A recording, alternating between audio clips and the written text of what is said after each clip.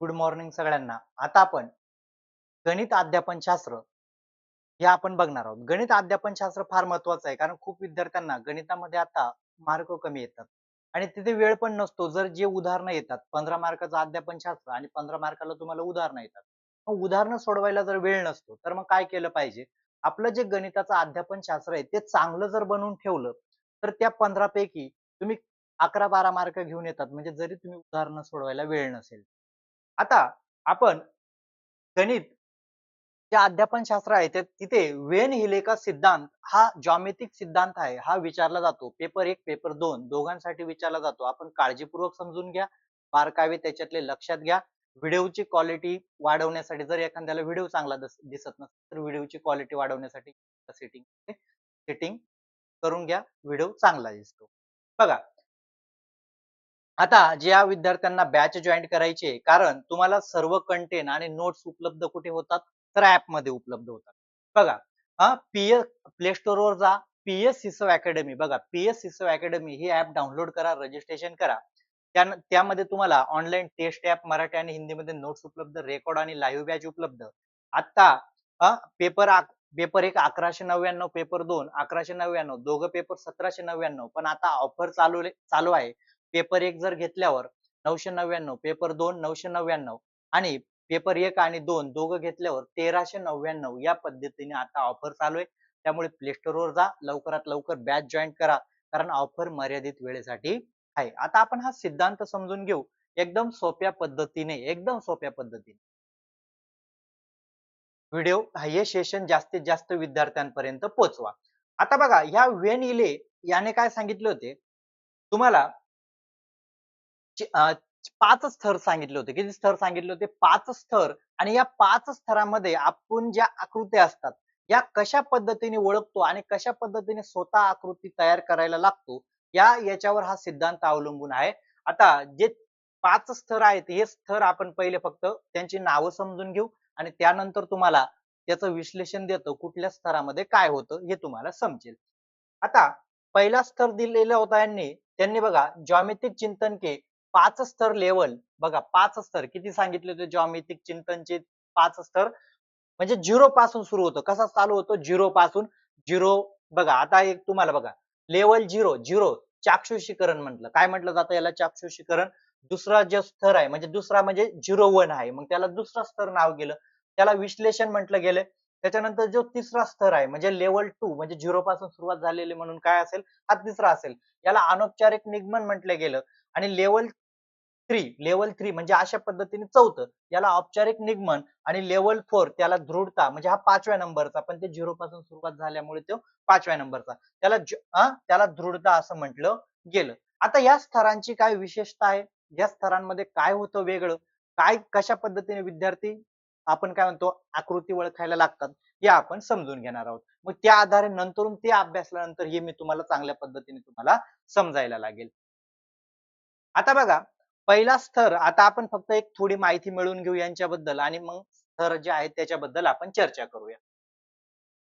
आता वेन हिले का सिद्धांत एक प्रसिद्ध शैक्षणिक सिद्धांत बघा, है जो बताता है कि छात्र ज्योमेट्रिक को किस प्रकार सीखते हैं और समझते हैं। डच गणितज्ञ पेरे वेन हिले और उनकी पत्नी डीना वेन हिले गेनॉल्ट द्वारा 1957 मध्ये विकसित ये सिद्धांत बताता है कि ज्योमेट्रिक सोच क्रमिक रूप से 5 स्तरों में कैसे विकसित होती है. म्हणजे काय? याने काय सांगितलं का विद्यार्थी काय करतात का कशा पद्धतीने, विद्यार्थी म्हणजे मुलं मुलं कशा पद्धतीने ज्या ज्यामितिक आकृत्या असतात कशा पद्धतीने ओळख सुरू करतात आणि कशा पद्धतीने स्वतः निर्माण याचं काय सांगितलंय त्यांनी? एक क्रम सांगितलाय, एक क्रम. आणि हा क्रम कसा असतो हे आपण आजच्या सिद्धांतामध्ये समजून घेऊ. म्हणजे तुम्हाला प्रश्न क्रमावर विचारला जातो नेमका हा क्रम कोणता आहे. बरोबर आहे का नाही? आता पहिला जो आपण स्तर बघितला होता 0-1 बघा, 0 स्तर त्याला आपण पहिला स्तर म्हणू शकतो. पण आज समजण्यासाठी त्याला 0 पासून सुरुवात होते. 0 1 2 3 4 म्हणजे ते 5 अशा पद्धती. चाक्षुषीकरण. आता चाक्षुषीकरण म्हणजे काय? सगळ्यात महत्त्वाचं चाक्षुषीकरण म्हणजे काय? इस स्तर पर बच्चा आकृति जैसे वर्ग आयत त्रिभुज को उनकी दिखावट या संपूर्ण रूप के आधार पर पहचानता है. उदाहरण दिलेले बघा, बच्चा त्रिभुज को समोसा या वृत्त को गेंद कहकर बुला सकता है वो आकृति को तुलना उनकी बनावट से आकार से करता है ना की उनके गुणों से.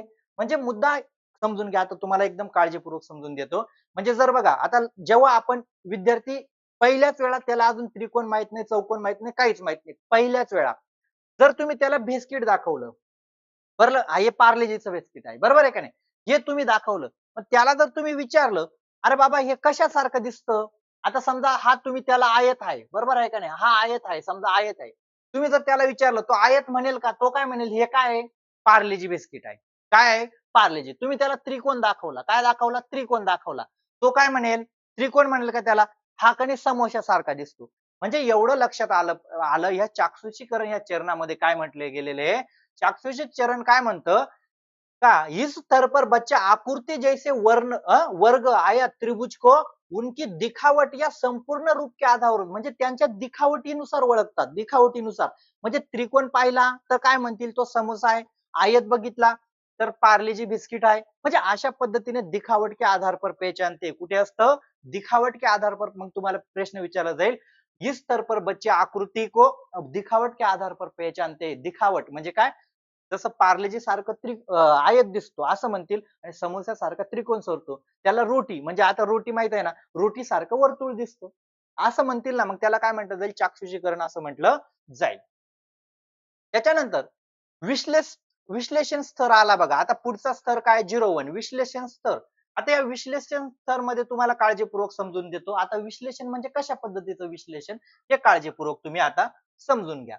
विश्लेषण बच्चा आकृति को उनके गुणों और विशेषता के आधार पर पहचानना शुरू कर देता है. आता बघा पहिल्यामध्ये त्याला ओळखता येत होतं का? हा त्रिकोण आहे. तो कशाचा आधार घेत होता? समोस्याचा आधार घेत होता किंवा आयतला पार्लेजी बिस्किटचा आधार घेत होता. बरोबर आहे का नाही? पण आता त्याला काय कळायला लागलं? बच्चों को आकृति उनके गुणों और विशेषता के आधार पर पहचानना शुरू कर देता है. गुणों के आधार पर म्हणजे काय? हा हे बघा रे याला आहे ना 4 बाजू आहेत. मग याला काय म्हटलं जाईल? हा बरोबर आहे का नाही? चौकोन म्हटलं जाईल. वर्ग हिंदीमध्ये याला वर्ग म्हणतात ना. याला काय म्हटलं जाईल? वर्ग म्हटलं जाईल. हा गोल आहे. मग याला काय वर्तुळ म्हटलं जाईल. काय म्हटलं जाईल? वर्तुळ म्हटलं जाईल. हा समोश्यासारखा पहिले तो काय म्हणत होता? याला समोसा म्हणत होता. आता तो याला काय म्हणेल? याला 3 बाजू असतात. याला त्रिकोण म्हटलं जाईल. त्रिकोण म्हटलं जाईल. बरोबर आहे का नाही? आणि याला चौरस म्हटलं जाईल. बरोबर आहे का नाही? म्हणजे काय केलं आता त्याला गुणांच्या आधारावर काय कळायला लागलं? फक्त हे कळायला लागलं. काय विश्लेषण मध्ये काय कळायला लागलं? त्याला फक्त आता पूर्वी कळत नव्हतं चाक्षुषीकरण मध्ये. पण आता त्याला कळायला लागलं. म्हणजे 4 बाजू आहेत त्याला चौरस म्हणतात. अजून पुढे काय दिले ते समजून घ्या.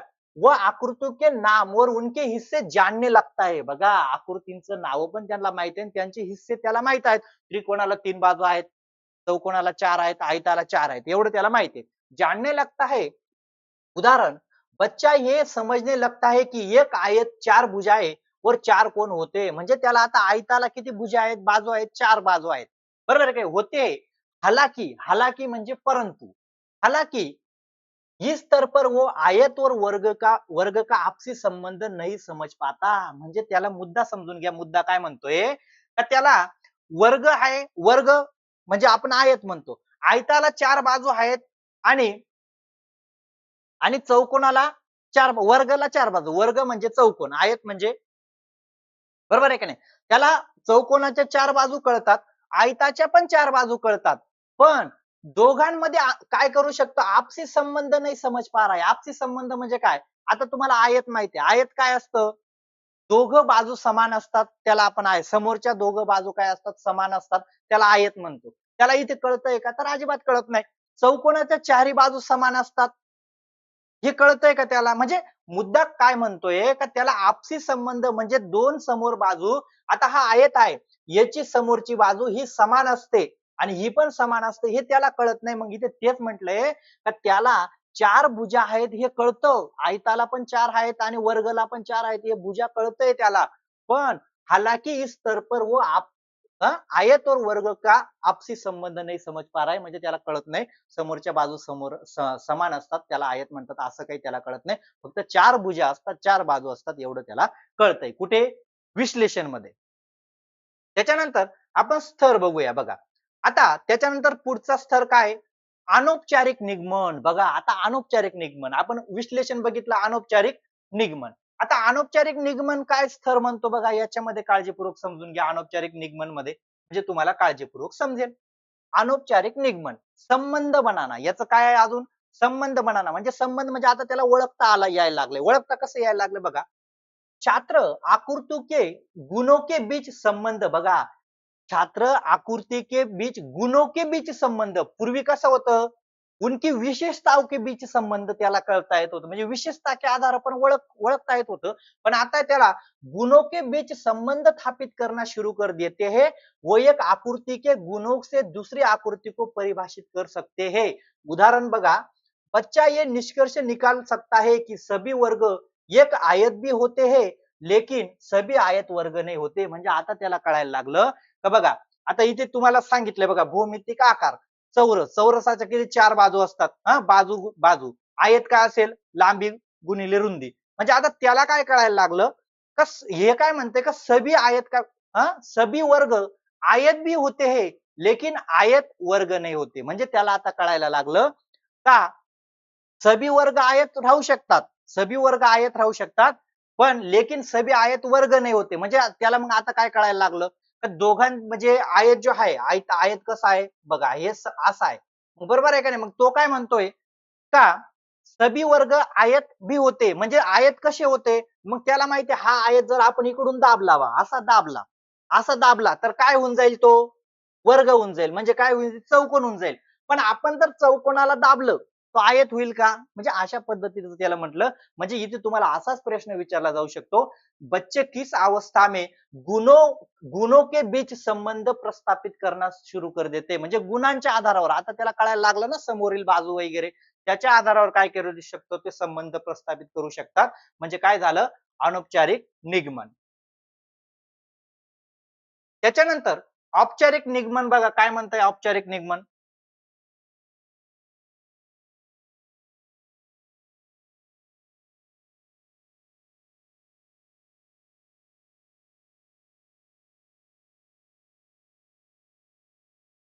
बघा, त्याच्यानंतर औपचारिक निगमन, औपचारिक निगमन आपण बघणार आहोत. औपचारिक निगमन मध्ये काय सांगितलंय बघा, औपचारिक निगमन छात्र तार्किक रूप से सोचने लगते हैं और प्रमेय और अभिधारणाओं का उपयोग करके ज्यामितिक प्रमाण देने लगते. म्हणजे काय, पहिल्यामध्ये त्याला बाजू कळत होत्या, काय बघितलं, अनौपचारिक मध्ये त्याला बाजू कळत होत्या, याला चार आहेत, मग ते काय वर्ग आयत राहू शकत नाही, अशा पद्धतीने त्याला कळत होतं. पण आता त्या विद्यार्थ्याला काय करू करू शकतो, तो प्रमेय मापाच्या नुसार सिद्ध करू शकतो. मापाच्या बघा, इथे ते काय दिलेलं तुम्हाला उदाहरण दिले, मग सिद्ध करे की त्रिभुज के तीन कोण 180 कैसे होते, म्हणजे 180 कशा पद्धतीने असतात, त्याला ते आता प्रमाण देणे लगते का, कशा पद्धतीने 180 हा त्रिकोण असतो, म्हणजे प्रमाण कुठे देतो तो, औपचारिक निगमन मध्ये. उदाहरण, वे विभिन्न गुणों का उपयोग करके, वो विभिन्न गुणों का उपयोग करके ज्यामितिक समस्याओं को हल करते हैं और सिद्ध सिद्ध कर सकते हैं त्रिभुज के तीन कोणों का योग 180 कैसे होता है, म्हणजे त्रिकोणाचं 180 माप कसं असतं हे सिद्ध कुठे करेल, म्हणजे चौकोन असेल किंवा त्रिकोण असेल किंवा वर्तुळ असेल, याचं माप वर्तुळाचं 360 कसं असतं हे सिद्ध कुठे करेल तो, औपचारिक मध्ये. अनौपचारिक मध्ये सिद्ध करता येत होतं का त्याला, तर अजिबात सिद्ध करता येत नव्हतं. मग तुम्हाला इथून प्रश्न कसा विचारला जाईल हे लक्षात ठेवा. छात्र तार्किक रूप से सोचने लगते हैं और प्रमेय और अभिधारणाओं का उपयोग करके ज्यामितिक प्रमाण देने लगते हैं, ज्यामितिक प्रमाण देने लगते. मग तुम्हाला ऑप्शन दिले असतील चार, मग जर तुम्ही जर अनौपचारिक वर जर बरोबर करून आले तर चालेल का, त्याला काय उत्तर असेल त्यांचं, औपचारिक निगमन आगमन, औपचारिक निगमन हे तुमचं उत्तर असेल. कळालं.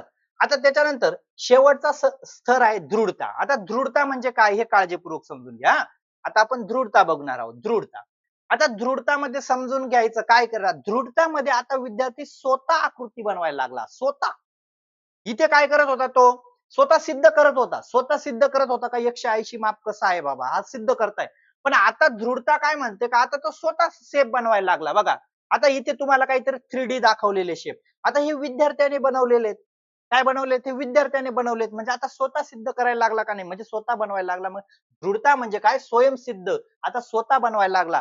इथपर्यंत काय करत होता तो औपचारिक मध्ये, का जे आलेले ते पॅटर्न मी पडताळून बघतोय, औपचारिक मध्ये आता स्वतः तो बनवायला लागला. म्हणजे बघा क्या होता है, ये ज्योमेट्रिक सोच का सर्वोच्च स्तर है. ज्योमेट्रिक, मग तुम्हाला असा पण प्रश्न विचारला जाईल, ज्योमेट्रिक स्तर का सर्वोच्च स्तर कोणचा आहे? तर कोणचा आहे? दृढ़ता, त्याला स्वयंसिद्ध सुद्धा म्हणू शकतात. सर्वोच्च स्तर है. इस स्तर पर व्यक्ति विभिन्न ज्योमेट्रिक प्रणाली और नियमों की तुलना और विश्लेषण कर सकता है. विद्यालय स्तर, विद्यालय, विद्यालय म्हणजे मोठे मुलं, बरोबर आहे का नाही? आपण किशोर अवस्थेच्या पुढे, बरोबर आहे का नाही? हे मुलं. आता तुम्हाला याच्यावर फक्त प्रश्न कसा विचारला जातो हे काळजीपूर्वक समजून घ्या. फक्त मी आता प्रश्न तुम्हाला समजून देतो. आणि याच्यामध्ये काही असं वयाचं काहीच नाही बरं का. असं नाही एवढं वय पाहिजे आणि वय नाही. कारण इथे वयाचा कुठलाही बंधन नाही. फक्त विद्यार्थी ओळखतोय का तशा पद्धतीने तिथपर्यंत जाता येतं. म्हणजे असं नाही बाबा आपण एक अवस्था स्किप करू असं नाही. तुम्ही पहिल्या वेळेस जाणार तर बघा. मग आता तुम्हाला प्रश्न कसा विचारला जाईल, फक्त प्रश्न तुम्ही काळजीपूर्वक समजून घ्या कसा बनला जाईल. बघा, डैश डैश देऊन देतील. डैश डैश स्तर पर बच्चा आकृति आकृति जैसे वर्ण आयत त्रिभुज को उनकी दिखावट के आधार पर पहचानता है. दिखावट के आधार पर म्हटलं तर चाक्षुषीकरण उत्तर यायला पाहिजे. दिखावट के आधार पर चाक्षुषीकरण, कळालं? दिखावट के आधार पर काय उत्तर असेल? चाक्षुषीकरण. विश्लेषणचं काय म्हटलंय बघा. विश्लेषणाचा वर प्रश्न कसा विचारला जाईल काळजीपूर्वक समजून घ्या. बच्चा आकृति को उनके गुणों और विशेषता के आधार पर पहचानता है. पहचानना शुरू कर देता है. गुणों और विशेषता, गुणों और विशेषता. त्रिकोणाच्या 3 बाजू आहेत, चौकोनाच्या 4 बाजू आहेत. या विशेषतेने जेव्हा ओळखत असतो त्याला विश्लेषण म्हटलं जाईल. प्रश्न कळाला? त्याच्यानंतर अनौपचारिक निगमन काय म्हणतं? अनौपचारिक निगमन मध्ये काय म्हटलं? छात्र आकृति के गुणों के बीच संबंध प्रस्थापित करता है. मग जर तुम्हाला असा प्रश्न आला, छात्र आकृति के बीच गुणों के बीच संबंध प्रस्थापित, गुणों के बीच संबंध प्रस्थापित करताय असं जर आलं तर अनौपचारिक निगमन काय असेल? अनौपचारिक निगमन. आणि औपचारिक निगमन मध्ये काय असेल? का विद्यार्थी आता स्वयंसिद्ध, म्हणजे काय विद्यार्थी आता काय करताय का ते 180 माप कसं हे पडताळून बघतोय, पडताळून बघतोय. मग असंच प्रश्न येईल, छात्र तार्किक रूप से सोचने लगते हैं, तार्किक रूप से सोचने लगते हैं और अभिधारणाओं का उपयोग करके ज्योमेट्रिक प्रमाण देने लगते हैं, ज्योमेट्रिक प्रमाण देने लगते हैं. औपचारिक निगमन. आणि दृढतामध्ये काय असेल का विद्यार्थी काय आते सर्वोच्च, मग प्रश्न कसा असेल, इस स्तर ज्योमेट्रिक सोच को सर्वोच्च स्तर है. इस स्तर पर व्यक्ति विभिन्न ज्योमेट्रिक प्रणाली के नियमों की तुलना और विश्लेषण करता है. नियमांची तुलना आणि विश्लेषण जर विचारलं असेल तर दृढता असेल. आता मी तुम्हाला अजून सोप्या भाषेत इथे समजून देतो, जे आपण पहिला मुद्दा बघितला होता. बघा, आता तुम्हाला एक उदाहरण देतो लक्षात ठेवण्यासाठी. लक्षात ठेवण्यासाठी एक मस्त ट्रिक देतो. व्हिडिओ लाईक झाला पाहिजे, जास्तीत जास्त विद्यार्थ्यांपर्यंत व्हिडिओ शेअर केला पाहिजे. व्हिडिओ लाईक झाला पाहिजे. कमेंट बॉक्स मध्ये कसा वाटला व्हिडिओ हे पण सांगा आणि जास्तीत जास्त विद्यार्थ्यांपर्यंत आपला व्हिडिओ पोहोचला पाहिजे. व्हिडिओ शेअर करा. ज्याच्याकडे हा व्हिडिओ मिळेल ना त्यांनी कमीत कमी 10-15 विद्यार्थ्यांना शेअर करा. एका विद्यार्थ्याने 10-15 म्हणजे सगळ्यांना शेअर करा हा व्हिडिओ, एवढं माझं सांगणं आहे. बघा, आता मी तुम्हाला या आधारे समजून देतो काळजीपूर्वक. आता बघा, मी तुम्हाला एक म्हणजे अशी स्टोरीज बनवून देतो. बघा, ती समजा जयश्री नावाची मुलगी आहे. काय आहे? जयश्री नावाची मुलगी आहे. काय आहे? जयश्री नावाची मुलगी आहे. तिला पहिल्या वेळा त्रिकोण दाखवला, ती काय म्हणते? समोसा म्हणते. त्रिकोणाला काय म्हटले? समोसा म्हणताय. समोसा म्हटला किंवा काय त्रिकोणाला ती काय म्हणते या लेवलला? समोसा. कुठे म्हणते? लेवल 0. काय म्हटले चाक्षुषीकरण मध्ये? आता ती जयश्री काय म्हणते त्याला? समोसा म्हणते. काय म्हणते? समोसा. आता पुढे गेली ती समोसा म्हणत नाही. आता समोसा म्हणत नाही. आता काय केले तिने? ओळखलं. याला वर्ग म्हणतात. कुठे? लेवल 1 मध्ये. याला वर्ग म्हणतात. बरोबर आहे का नाही? याला आयत म्हणतात. याला त्रिकोण म्हणतात. आता जयश्री मोठी म्हणजे मोठी म्हणायचं नाही तर पुढच्या स्तरावर गेली. मोठी नाही तर पुढच्या स्तरावर गेली तर आता तिला वर्ग आयत कळायला लागले. लेवल 2 काय म्हणते? म्हणजे लेवल ही म्हणजे तिसरी. अनौपचारिक मध्ये काय कळायला लागलं तिला? बाबा आता जे आहे ना, आता वर्गाला आहेत ना हे 4 बाजू असतात बाबा. वर्गाला 4 बाजू असतात. त्रिकोणाला 3 बाजू असतात. म्हणजे काय? विशेषता में संबंध, विशेषता. आता विशेषतामध्ये त्या जयश्रीला संबंध कळायला लागले ना. त्रिकोणाला 3 असतात. अनौपचारिक निगमन मध्ये काय कळायला लागलं तिला? अरे बाबा हा चौकोन आहे ना याचं माप किती? हा त्रिकोण आहे ना या त्रिकोणाचं माप 180 कसं? ही आता पडताळून पाहायला लागली. काय लागली? पडताळून पाहायला लागली. आणि दृढता काय म्हणते? आता ती 3D आकृत्या बनवायला लागली. म्हणजे काय? एकमेकाची तुलना सुद्धा करायला लागली. कुठे तुलना करायला लागली? शेवटच्या अवस्थेत. कळालं? ही स्टोरी लक्षात ठेवा. जर अडचण असेल तर परत एक वेळा सांगतो. परत एक वेळा सांगतो. बघा, पहिल्या वेळा जयश्रीला काय त्रिकोण दाखवलं ते त्रिकोण म्हणणार आहे का? तर अजिबात नाही. ती काय म्हणते त्रिकोण हा समोस्यासारखा आहे. पहिल्या लेवलला समोस्यासारखा आहे.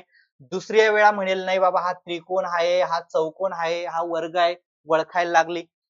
तिसऱ्या अवस्थेत काय म्हणेल ती का नाही बाबा त्रिकोणाला 3 बाजू असतात, चौकोनाला 4 असतात एवढं कळेल. पण तिला आयतामध्ये भाग कळेल का समोरच्या बाजू सारख्या असतात असं तिला कळतंय का? इथे अजिबात कळत नाही. याच्यामध्ये आता काय ती पडताळा करून टाकणार का नाही बाबा त्रिकोणाचं माप 180 कसं असतं, वर्तुळाचं 180 360 कसं असतं. आणि शेवट काय करणार ती दृढता म्हणजे आता ती 3D आकृती म्हणजे स्वयंसिद्ध आता स्वतः काहीतरी ती बनवू शकणार. स्वतः बनवू शकणार कुठे शेवट. बघा व्हिडिओ लाईक करा आणि जास्तीत जास्त विद्यार्थ्यांपर्यंत पोहोचवा. अशाच पद्धतीचे प्रश्न तुम्हाला विचारले जातील. व्हिडिओ लाईक करा आणि आजूबाजूच्या विद्यार्थ्यांना बॅच बद्दल नक्की लवकर सांगा. ओके व्हिडिओ सगळ्यांपर्यंत पोहोचवा.